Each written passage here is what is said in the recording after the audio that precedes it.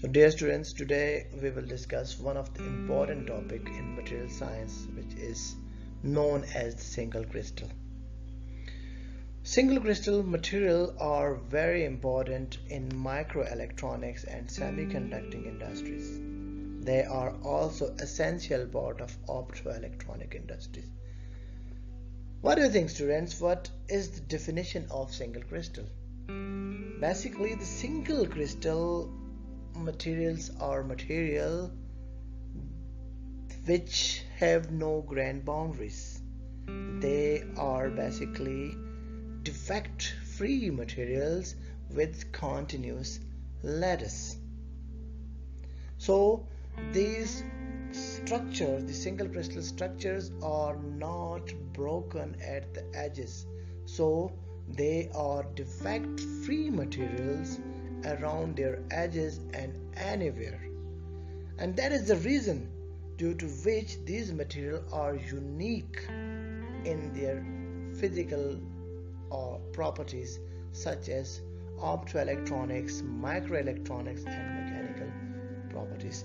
So in this lecture we will briefly discuss about the importance of single crystal materials, how we can grow these materials, what are the core techniques through which we can produce defect free with no impurities and highly good in terms of qualities single crystals.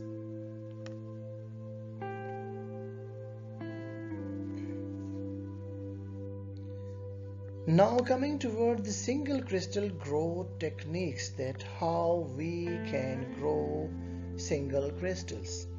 Dear students, single crystal can be grown from the melt. Melt is basically a material which is heated up to a melting point, and when the material reached at the melting point, from at that time the single crystal is drawn from the melted material. So we will discuss in next few lectures that how we can produce a single crystal from melt.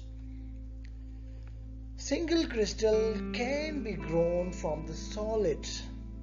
So there are a lot of techniques available from which we can grow single crystals from the solid. So we will briefly discuss them. Single crystals can be grown from the solution. Basically, the material which we want to convert into a single crystal is initially converted into a solution by using different types of solvent or different types of inorganic or organic types of chemicals, and by making them in or by converting them as a solution, and then we draw them from the solution in a single crystal. So we will discuss all those techniques through which we can basically convert a material into a single crystal from a solution in next few lectures. Single crystals can be grown from the vapor phase. So basically in vapor phase methods, the precursor or the material which we want to convert into a single phase is evaporated and then deposited with a specific orientation on the substrate to convert it into a single crystal. So we will briefly discuss this also. So now let's discuss that how we can grow a single crystal from melt. Dear students, there are different techniques available through which we can grow single crystals from the melt. One of the known techniques used to grow single crystal is known as the Czochralski method. In Czochralski method, basically a polycrystalline material is initially melted, and through using a different kind of single crystalline seeds as a template, these polycrystalline silicon dioxide basically or the silicon dioxide melt arrange itself with respect to the seed material and as a single crystal, and then they are drawn from the melt. So in this lecture I will briefly discuss about Czochralski methods. Dear student, please note that there are certain limitations for the Czochralski method. This method is commonly used for the growth of the single crystal of silicon. However, in case if someone or if anyone want to deposit a complex crystal structures or a compound crystal structures such as this crystal structure of gallium arsenide, they need to employ different types of crystal melt method. One of that crystal melt method is known as the Bridgman method. So this method may be employed horizontally, which is known as the horizontal Bridgman method, and it could be applied vertically, which is known as the vertical Bridgman method for single crystal growth. There are some other techniques known as Vernol method, zone melting method, in which in different point basically a solid or polycrystalline material is basically melted and then converted into a single crystal. And there is also another technique known as skull melting method. So in today's lecture I will only discuss initial and the first well-known technique, which is known as the Czochralski method.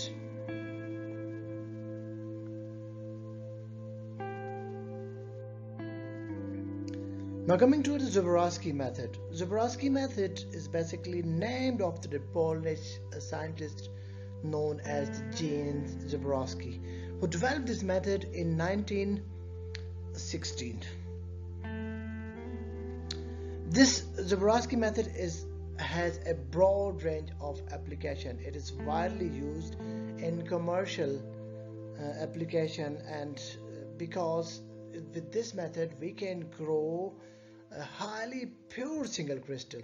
So the range of impurity in using the Czochralski method is in the range of 1 part per 100 billion. So that means that if we produce a crystal structure with 100 billion times, and only one time in 100 billion times there could be an impurity. This means that the Czochralski technique can produce, or the Czochralski technique produce highly pure single crystal material, and that is the reason this technique is widely used to grow single crystal in commercial and technological ways. Czochralski method is known as the crystal puller mechanism. Basically, in this method, the material or the precursor or the polycrystalline material is melted initially, and then this melted material is pulled from its surface and converted into a single crystal. And that is the reason, that's why we call this technique a crystal puller mechanism. In Czochralski method, a seed is used as a template and the single crystal is drawn accordingly. Okay student, this is very important to understand why seed is used as a template. Basically, in order to grow a single crystal in Czochralski technique, it is highly important that we have a seed, we have a single crystal which act as a seed, and with this seed basically we grow a single crystal. So if the seed is basically a single crystal material, okay, so the seed has a specific orientation, it has a specific direction, it has a single crystal grain, it has a single grain boundary. So with respect to that grain boundary, or with respect to that, to the orientation or direction of seed, we will basically dip that seed into a melt of the polycrystalline material. So dear student, the seed is basically a solid, okay? It is a solid crystal, and when it is basically dipped into a melt, some point of the seed basically will be converted into light melt, but still there is a phase difference, okay? There is also a temperature difference. The seed is solid and the melt is basically in a liquid form, so there is a temperature difference in the melt and as well as the seed. So the melt will basically interact with a solid seed, and it will basically interact according to the direction of the solid seed, because the solid seed is single crystal and it has some relaxing or good points at which the liquid melt will be connected, and in this way the liquid melt will start to nucleate due to a temperature difference and convert it into single crystal. So when the melt is basically converted into a solid phase, it is then drawn upward, and on due to which basically the other connected liquid will also start to convert into a solid phase, and in this way the whole structure is basically converted into a single crystal. So the seed in a single crystal is growth is very important, because the melt will start to orient in according to the direction of the seed material. Now the precursor material used in Czochralski technique, the precursor material is melt in a quartz lined graphite crucible. Okay? Because dear student, you should know that the temperature of the precursor material, or the material which we want to convert, should be less than the melting temperature of the quartz crucible, okay? Because if the temperature, or if the melting temperature of the precursor material is higher than the crucible material, then the crucible material will initially convert it into a melt and will cause impurity in the whole single crystal. So it is highly important to introduce a precursor material, or material which we want to convert into single crystal, into highly melting temperature crucible, such as the graphite crucible, which has higher melting points than the 1400 or 1500 degrees centigrade.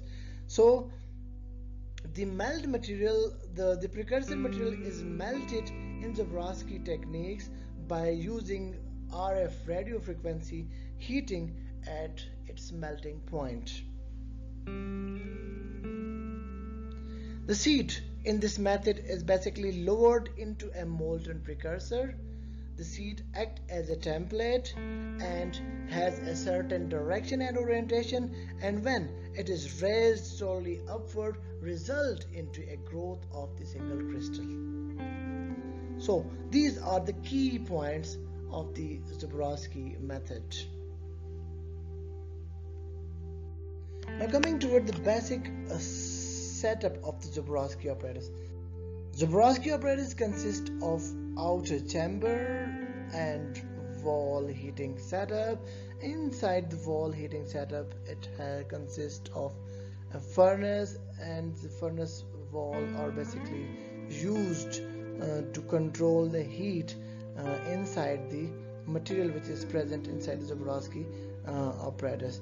It has a solid arsenic or phosphorus gas inside the Czochralski apparatus, because the solid arsenic or phosphorus gas inside the Czochralski apparatus control the oxygen concentration inside the system. Okay, inside the furnace of the Czochralski apparatus there is a crucible holder.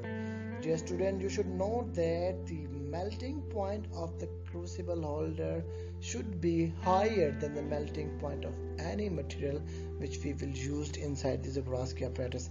It should be greater than the melting point of the polycrystalline material which we will convert into a single crystal, number one.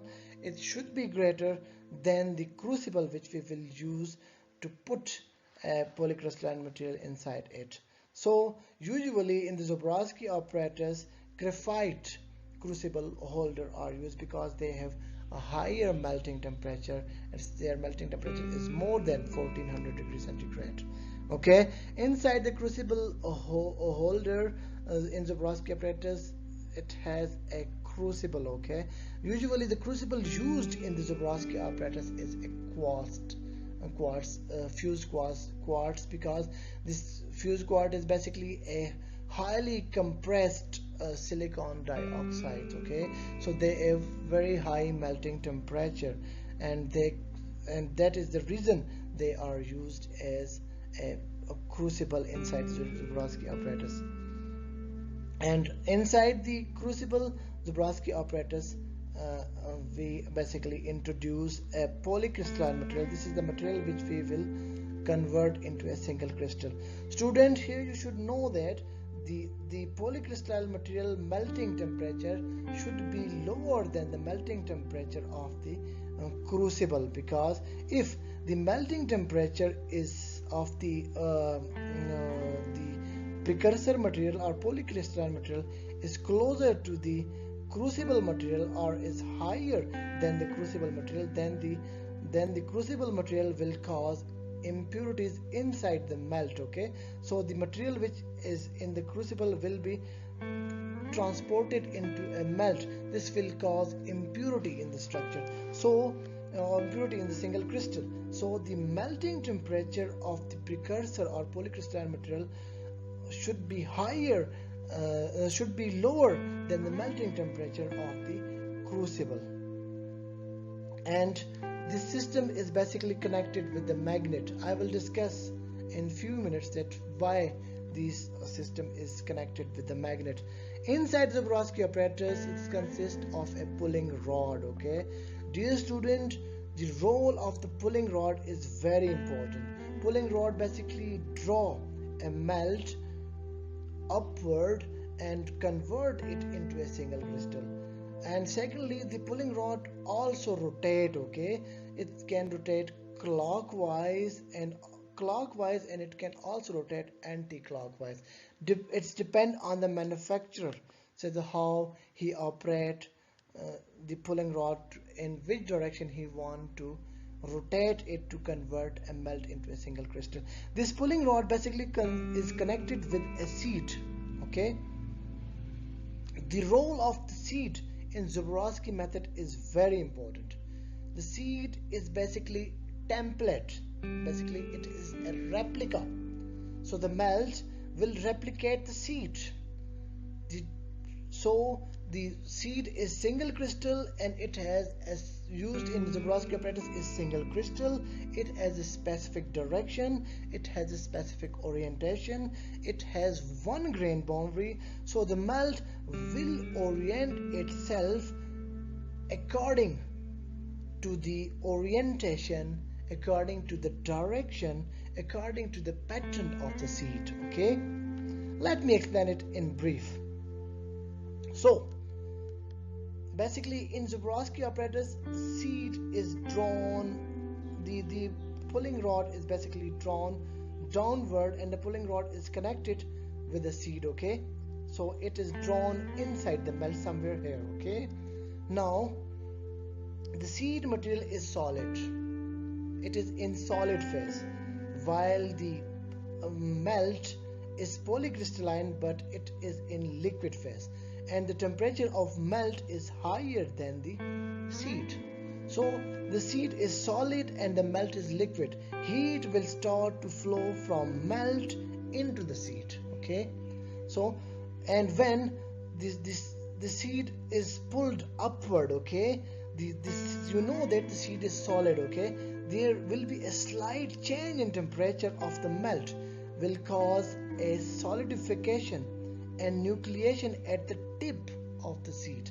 So basically the temperature of the melt is higher and the temperature of the seed is less, and it is solid, so the heat is transported into the seed. Then the seed basically is pulled upward, the temperature slightly decreases more, and the melt temperature which is connected with the seed also decreases. It's basically converted from liquid into a solid phase at the point in which the tip of the seed is connected. So the melt is converted into a solid, and then the rod is pulled upward, so the continuously the melt, there will be a change in the temperature, and continuously the melt will start to solidify, will start to nucleate and convert it into a solid phase, and then it is pulled as a single crystal upward. Okay, so dear student, it is very important to understand nucleation. Okay, nucleation is basically a phenomenon in which one phase is basically of material is converted into another phase. So the melt is in liquid phase. Okay, the solid is seed is in solid phase, so they have a temperature difference. Okay, and when the seed is pulled upward due to temperature difference, the connected melt will be converted into a solid phase, and when the connected melt is converted into a solid phase, basically they nucleate as a solid phase, and the nucleation start continuous because we are pulling rod upward and there is a temperature difference, so the crystal melt will continuously convert it into a solid single crystal, and in this way we draw and we produce a single crystal. Now coming towards the role of the magnet and the role of the rotation of rod. Okay, first let's discuss that what is the role of the rotation of rod. Okay, dear student, it is very important to produce highly uniform single crystal. So to get highly uniform crystal with a uniform diameter, industrialists basically rotate the pulling rod clockwise or anti-clockwise, and in this way they get a specific crystal structure with a specific diameter. Now coming toward the role of the magnet, that why these magnets at the top of the pulling rod and below of the crucible holder are used. Basically, dear students,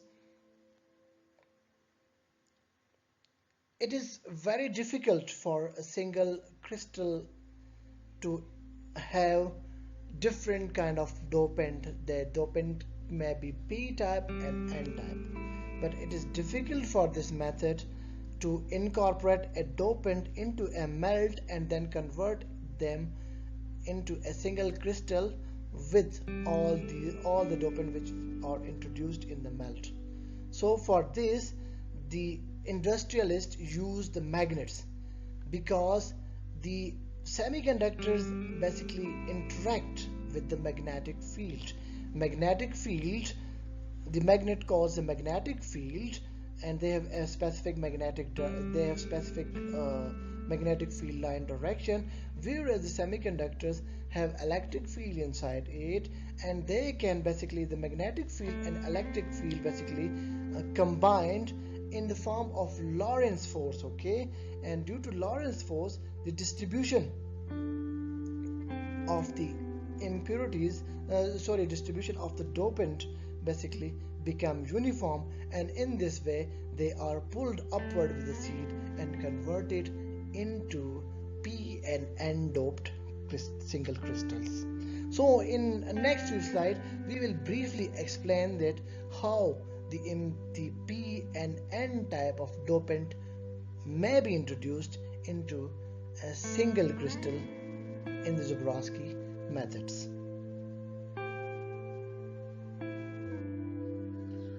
Now coming toward the processing steps involved in conventional Czochralski method. Czochralski method basically in Czochralski method, initially the precursor material, the material which we want to convert into a single crystal, is melted. This material, the precursor material, is melted using resistive heating setup or radio frequency heating setup. As I have previously discussed, the melting point of precursor or source material should be less than the melting point of the crucible material. Okay, so in this way they avoid impurity in the melt. Dear student, you should know that the melting material has different viscosity at different point. In order to get uniform melt material, the melt material is rotated. Okay, the centrifugal force of the rotation basically results the spread of the material uniformly, and in this way the quality of the melt material is improved. Next is the oxygen concentration is very important in Czochralski method, and this concentration is basically controlled inside the chamber by controlling the pressure and flow rate of the argon inside the Czochralski operating setup.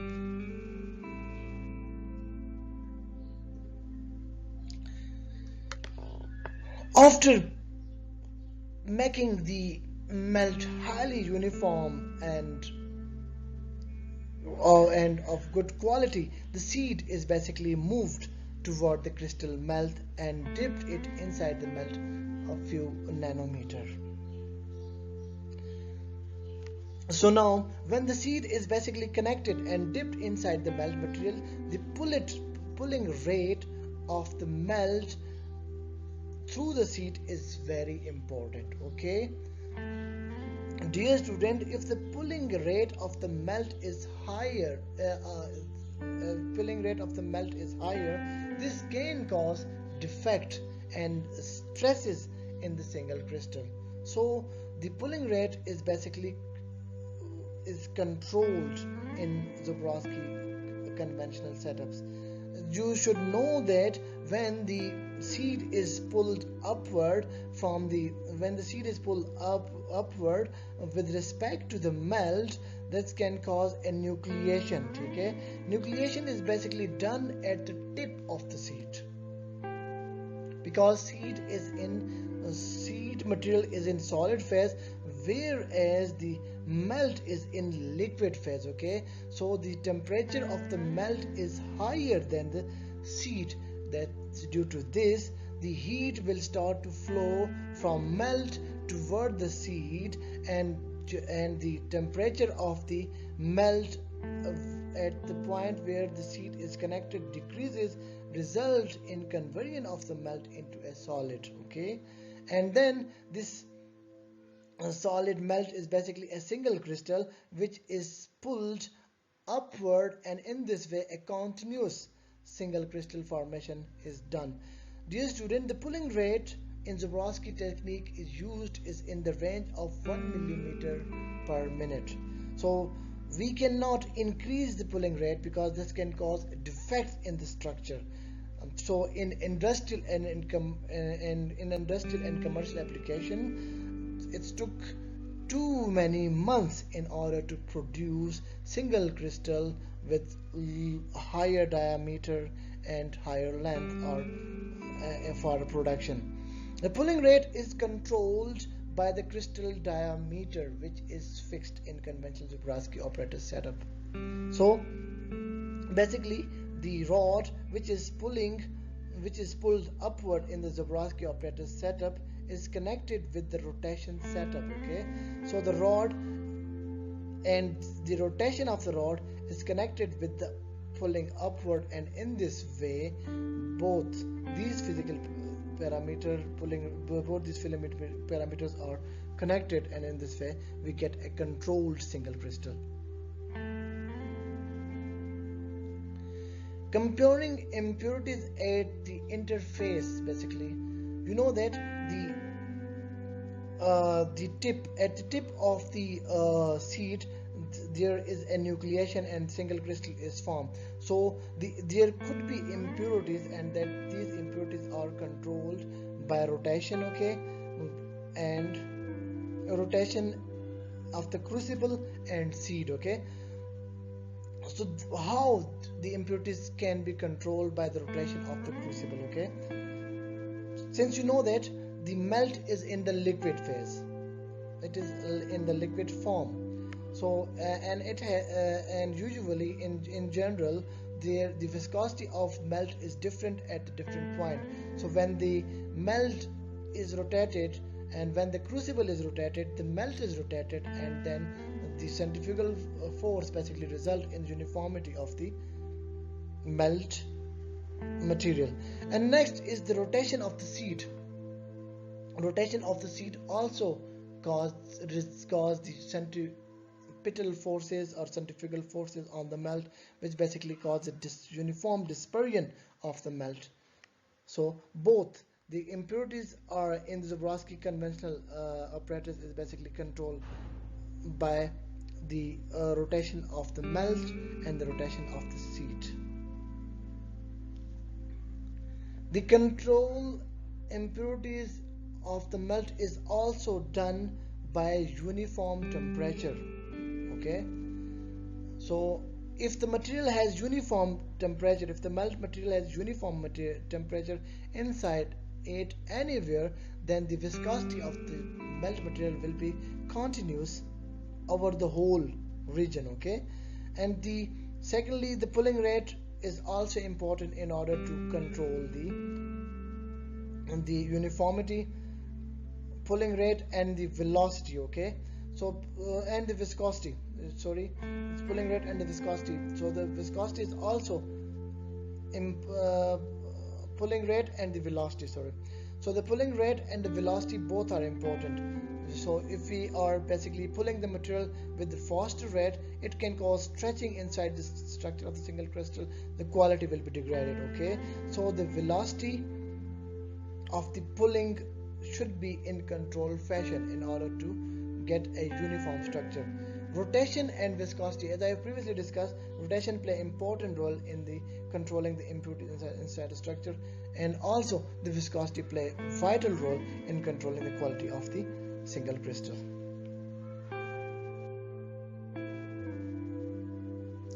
Now coming toward the diameter of the single crystal, that how in Czochralski technique the industrialist basically control the diameter of the single crystal.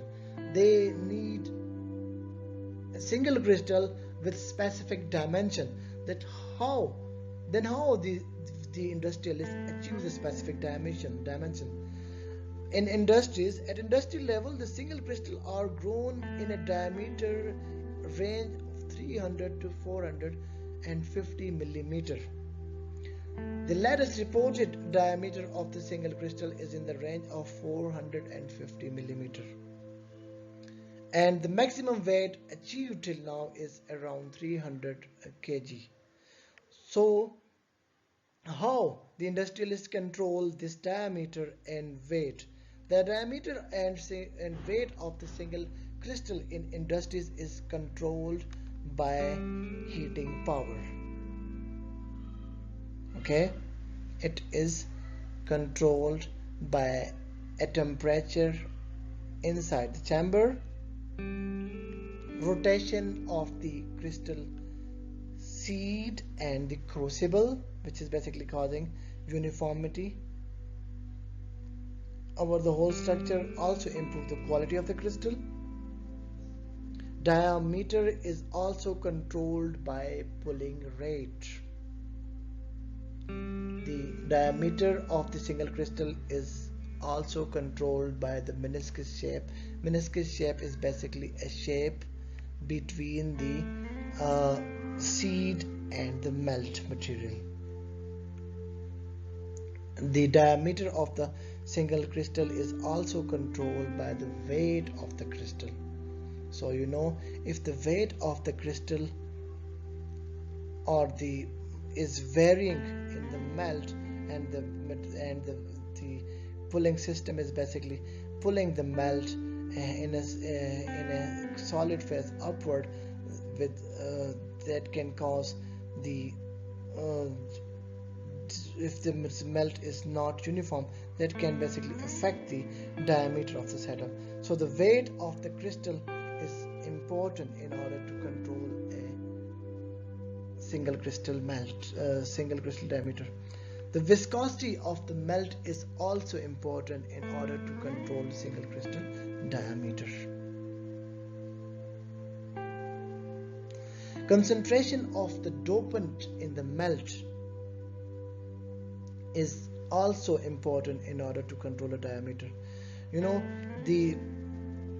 Every dopant have its own mass, and if the concentration of the dopant is different in the melt material, there will be a variation of viscosity inside the melt, and that can affect the crystal diameter which we want to achieve. So the concentration of dopant in the melt is very important in order to control the single crystal diameter. Now coming toward the distribution of dopant. How industrialists achieve p-type dopants and n-type dopants inside the single crystal. You should know that the ratio of concentration of an impurity in the liquid to the concentration of impurity in a solid is segregation coefficient.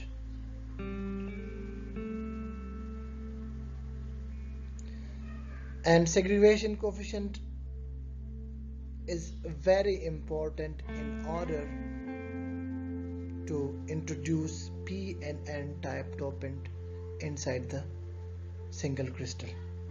So industrialists basically consider the concentration of impurity in liquid, basically the concentration of dopant in the liquid, to the concentration of impurity in the solid.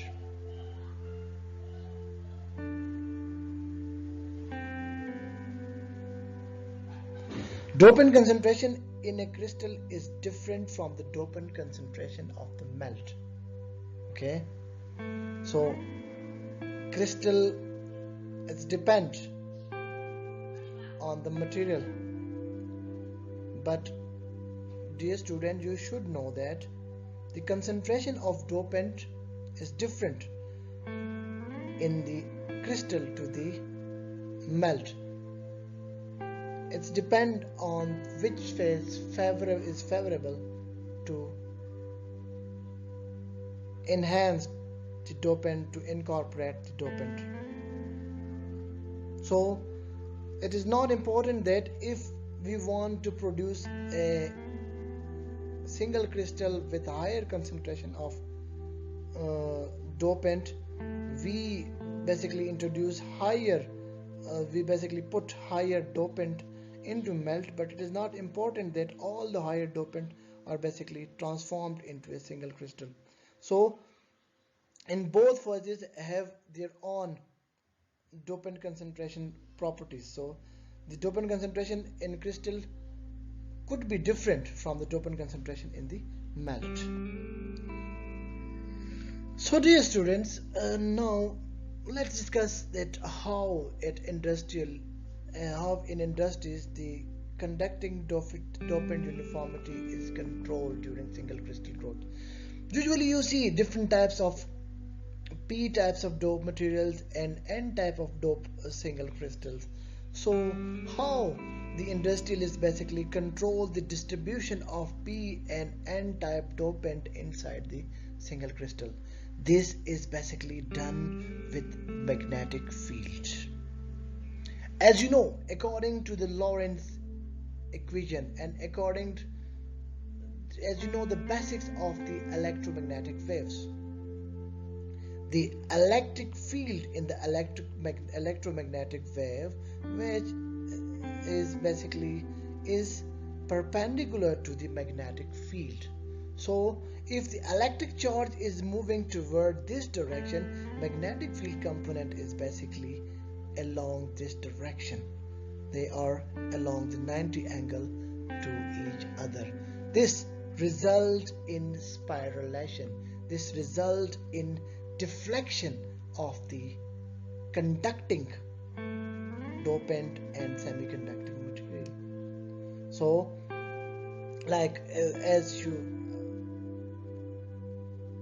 so the Lorentz force is basically the accumulative or the combined force of electric and magnetic field. So when this electric charge is basically move inside the magnetic field, whether it is along inside the plane or outside of the plane, result in deflection of the electric charge. This is the concept of the distribution of dopant in the Czochralski method. So they basically use the magnetic field, and magnetic field across the chamber of the Czochralski setup, which basically cause the deflection of the dopant and deflection of semiconductors, and which result into a uniform distribution of the dopant. You should know that it is very difficult for dopant to be distributed into a melt, and this is the reason that's why the conventional Czochralski setup use the magnetic field. They use, in order to get highly uniform distribution of the conducting dopant in the melt, the industrialists use stationary magnetic field. Basically, magnetic field is stationary throughout the chamber of the Czochralski apparatus, and in this way the dopant basically throughout the chamber basically uniformly distributed in the melt and as well as in the single crystal. However, in some industrial point of views, some industrialists need a variation of dopant at different point, so they use variable magnetic field.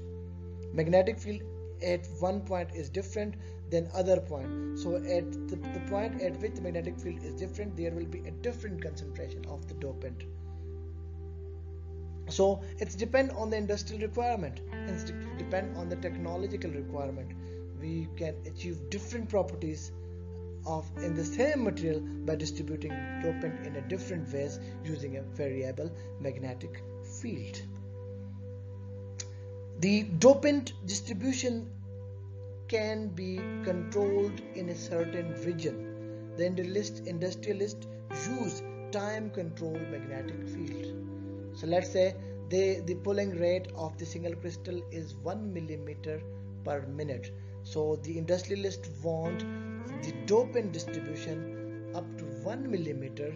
So they set a magnetic field for 1 minute, and in this 1 minute only 1 millimeter of this single crystal is basically have a dopant with a certain distribution, and when this magnetic field is shut up or is closed, there will be a no dopant concentration in the single crystal. So dear student, magnetic field play a very important role in order to distribute dopant inside the semiconducting single crystal.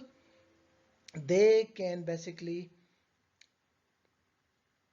distribute the dopant uniformly.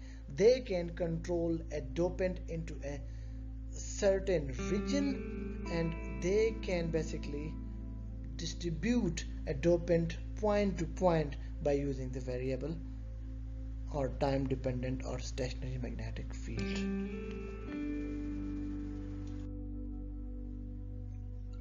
So now coming toward the segregation coefficient. Dear student, you should understand that it is very difficult to introduce a dopant inside the melt and form a single crystal. So the segregation coefficient is less than 1. This means that it is around, for boron it's around 2 into 10 to the minus 1. For aluminium it is around 2 into 10 to the minus 3. What this means? This means that the single crystal are not favorable to dope or to introduce or dopant inside them. So So that's why the different types of magnetic field or different types of setups are introduced to incorporate dopant inside a single crystal. Most of the cases, if you see here in the table, most of these cases the saccharification coefficient is less than 1. So the single crystal do not favor to incorporate the dopant inside them, and the dopants are basically rejected into a single crystal structure. And that's why conventionally or most commonly magnetic field is used to introduce a dopant inside a single crystal. So melt is basically progressively enriched with impurities via magnetic field. So for today, I think this is enough, and let's see, we'll discuss.